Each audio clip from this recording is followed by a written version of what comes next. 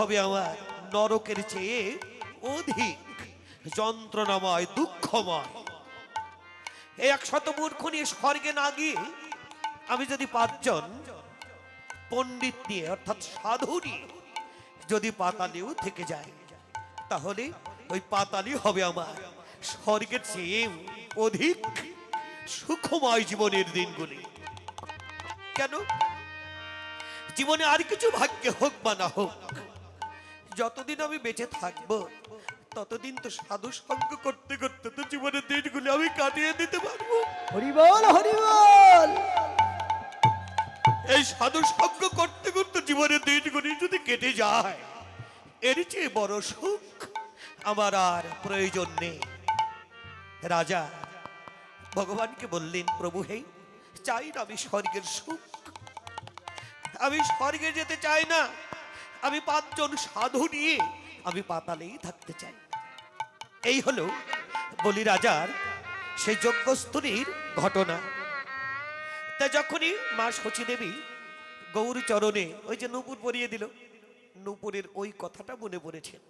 আইরে, যে চরণ দিয়ে ভগবান বলি রাজার 3 রাজ্যকে আচ্ছাদন করে রেখেছিল, না জানি কত জনমের ভাগ্যের ফলে আজ আমাদের সেই চরণে স্থান হয়ে গেল।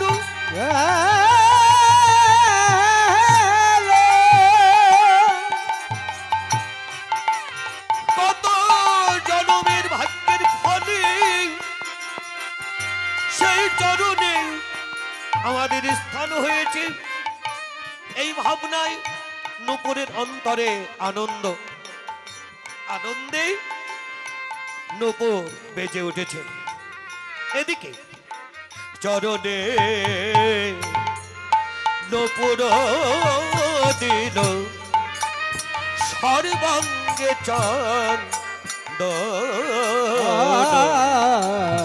চরণে নূপুর দিল সর্বাঙ্গে চন্দন, বংশী বাদনে কহে চল গোবর ধন রে। বংশী বাদনে কহে চল গোবর ধন রে। আরে বংশী বাদনে কহে চল গোবর ধন রে। বিলম্ব করো না, বিলম্ব করো না, বিলম্ব করো না, গৌর লয়ে গোঠে চলো বিলম্ব করো না, গৌর লয়ে গোঠে চলো বিলম্ব করো না, গৌর লয়ে গোঠে চলো বিলম্ব করো না। গগনে অধিক বেলা হলো বিলম্ব করো না, গগনে থেকে বেলা হলো বিলম্ব করো না, গগনে থেকে বেলা হলো বিলম্ব করো না। গৌর লয়ে গোঠে চলো বিলম্ব করো না, গৌর লয়ে গোঠে চলো, গৌর হরি হরি বলে লয়ে গোঠে চলো, গৌর হরি হরি বলো, গৌর লয়ে গোঠে চলো, গৌর হরি হরি বলো, গৌর লয়ে গোঠে চলো, গৌর হরি হরি বলো। আর বংশী বাদনে কহে চল গোবর ধন রে। বংশী বাদনে কহে চলো গোবর ধন রে। বংশী বাদনে কহে চলো গোবর ধন রে। বংশী বাদনে কহে চলো গোবর ধন রে। বংশী বাদনে কহে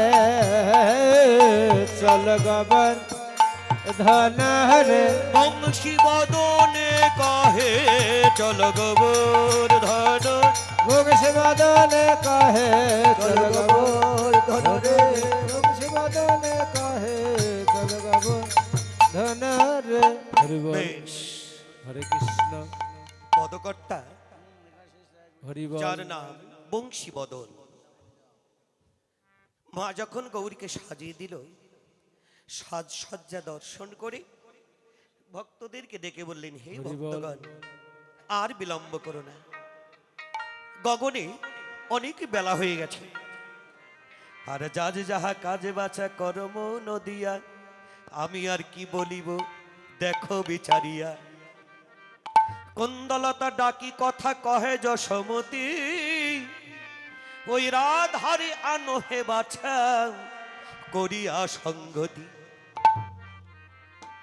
আচ্ছা না এই পথখানায় কুন্দলতা নাম এক দাসী হ্যাঁ হ্যাঁ মা যশোমতী ডেকে বলছে, ও কুন্দলতা, কুন্দলতা যা এখনই তুই জটিলা ভবন থেকে আমাদের রাধারে দিকে নিয়ে আস। কুন্দলতা বলছে, ও মা, এই সকালবেলায় তুমি রাধারানীকে কেন আনতে বলছো? মা বললেন, দেখ রে কুন্দলতা, আজ আমার মনোপ্রাণ বেশি একটা ভালো না। কেন? ওই যে আমার গোপালের অমঙ্গল একটা স্বপ্ন দেখেছি। ও, তাহলে গোপালের অমঙ্গল স্বপ্ন দেখেছো, রাধারানীকে আনলে কি লাভ হবে? বলছে, দেখ রে মা, তুই তো জানিস না যেদিন রাধারানীর জন্ম হয়েছিল, আহা, দুর্বাসা মুনি এসে রাধারানীর হস্তরেখা বিচার করে ওই দুর্বাসা মুনি বলেছিল মেয়েটি নাকি পদ্মহস্তা। কুন্দলতা, নারী তো আর এক প্রকারের হয় না, চার প্রকার। পদ্মিনী, হস্তিনী, শঙ্খিনী, চিত্রানী, চার প্রকার নারীর মধ্যে সর্বশ্রেষ্ঠ নারী হলো পদ্মিনী নারী। বদনে যেটা বলবে সেটাই জগতের কল্যাণ হবে, হাত দিয়ে যে কাজ করবে ওই কাজটাই মঙ্গলময় হবে। এমনকি পদ্মিনী নারীর হাতের রান্না এই জগতে কোনো দ্রব্য যদি কোনো ভাগ্যবান ভাগ্যবতী ভোজন করতে পারে, তার জীবনের যত অমঙ্গল অপরাধ খণ্ডন হয়ে যায়। ও কুন্দলতা, শুধু তাই নয়, তার জীবনের দিনে দিনে পরমায়ু শুধু বাড়তেই থাকে।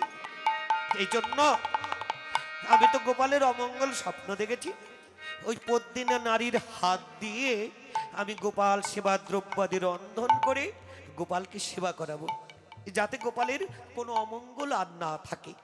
কি করবে? কুন্দলতা দ্রুত গতিতে গিয়ে জটিলা ভবন থেকে রাধারানীকে নিয়ে এসেছেন।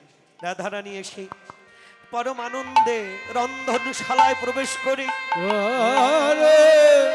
ওরে গোপাল সেবার দ্রব্যাদি রন্ধন করে আবার জটিলা ভবনে চলে গেছেন। কিন্তু ওই যে রাধারানীর হাতের রন্ধনকারী ছানা মাখন ক্ষীর নবনীগুলি গোপাল কি করেছেন, মা যশোদার কোলে বসে বসে হাত পা দুলিয়ে দুলিয়ে বালকোচিত স্বভাবে পরম আনন্দে ওই দ্রব্যগুলি ভোজন করতে লাগলেন। কেমন ভাবে? এখান থেকে পদকর্তা জগৎবাসীকে ডেকে বললেন, দেখো জগৎ, কত মধুর ঘটনা ঘটেছেন। কে মামুনিরা কি বলেন? শুধু মধুর নয়, কারণ মধুর ঘটনা তো ঘটতেই পারে। বৃন্দাবনের ভূমি তো মাধুর্যেরই ভূমি, হ্যাঁ? তো মাধুর্যের ভূমির মধ্যে মাধুর্যমণ্ডিত ঘটনা ঘটতেই পারে।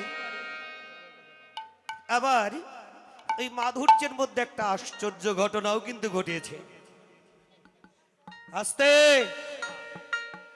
যদি বলেন আশ্চর্য ঘটনাটা কি, বলি একটু। যে গোপাল মায়ের কোলে বসে বসে ছোট্ট বালক সেজে হাত পা দুলিয়ে দুলিয়ে খেলা খেলছেন, মায়ের কোলে বসে বসে মায়ের প্রেম প্রীতি ভালোবাসা রস আস্বাদন করছেন, জগতে সবাই জানে যে এই বালক একেবারে সাধারণ বালক নয়। হ্যাঁ, সাধারণ বালক নাকি?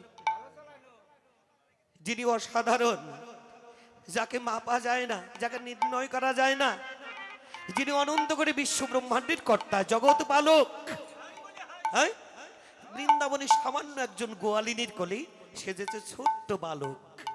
কেমন কথা! তাহলে আশ্চর্য ঘটনা ঘটেছে না মামনি? বালক সেজে আবার কি করলেন? হাত পা দুলিয়ে দুলিয়ে খেলা খেলছেন, মায়ের প্রেম প্রীতি ভালোবাসার রস আস্বাদন করছে। তাহলে এখানে আমাদের একটি প্রশ্ন, অনন্ত কোটি বিশ্ব ব্রহ্মাণ্ডের কর্তা যিনি অসীম, অসীম কাকে বলে? ছোট, যার কোনো সীমানা নেই, তাই না? যাকে মাপা যায় না, ওই অসীম বৃন্দাবনে একজন গোয়ালিনীর কোলে সেজেছে ছোট্ট সসীম। তাহলে অসীম এত বড়, এত বিরাট, যার বিন্দু রসে জগৎ ভাসে, তিনি এত ছোট কি করে হলো? তাকে কি ছোট করা যায়? বলেন, ভগবানকে কেউ কে ছোট করতে পারে? তত্ত্বের কথায়, তত্ত্বের জগতে প্রবেশ করলে দেখা যায় তত্ত্ব এমন কোথাও কোন গ্রন্থ আদিতে প্রমাণ করে নাই ভগবানকে কেউ ছোট করতে পারে। আমার বড়দাদা বসে আছে তো, অনেক কিছু জানে। তত্ত্বের জগতে যতবার যিনি প্রবেশ করবে, যত গ্রন্থ আদি আছে আমাদের সনাতন ধর্মের, কোন গ্রন্থ আদিতে তত্ত্বের দৃষ্টিতে বিচার করে পাওয়া যায় না এই ভগবানকে কেউ ছোট করেছেন।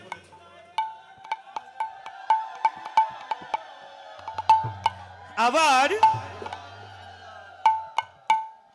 ভক্তি রসের জগতে যদি কেউ প্রবেশ করে, ভক্তির জগতে প্রবেশ করে দেখা যায় ভগবান নিজেই ছোট হয়ে গেছে, তাই না?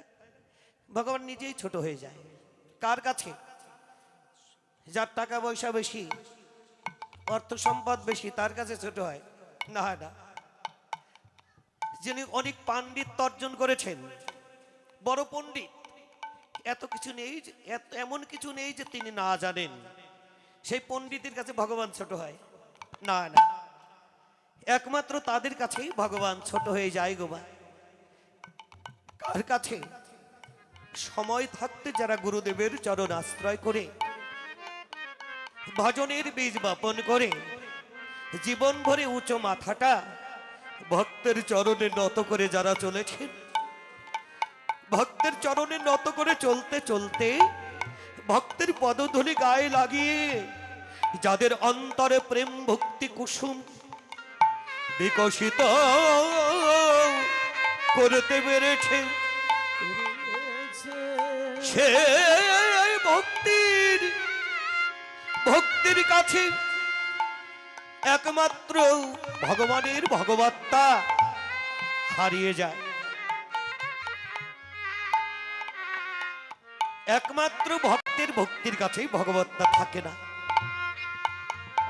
ভগবত্তা হারিয়ে কারো হয়ে যায় সন্তান, কারো হয়ে যায় বন্ধু, আবার কারো হয়ে যায় সখা, কারো হয়ে যায় ভাই, আবার কারো হয়ে যায় প্রাণপতি। অন্তরের ভক্তি দিয়ে ভগবানকে যে যেভাবে ভজনা করে, যে যথামং প্রবুদ্ধন্তি তাং ততএব ভজমেহম। ভগবান তদ্রূপ সেই ভক্তকে সেইভাবেই ভজনা করে।